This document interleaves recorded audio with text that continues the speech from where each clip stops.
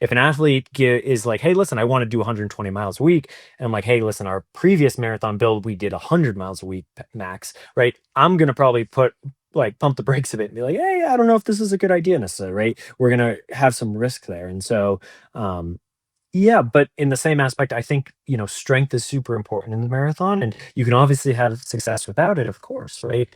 But, when I look at um, volume on weeks with an athlete, how we come to that decision is one, together, and two, it's not like, oh, how do we get the highest mileage we possibly can? It's, if consistency is there and fun is there, right?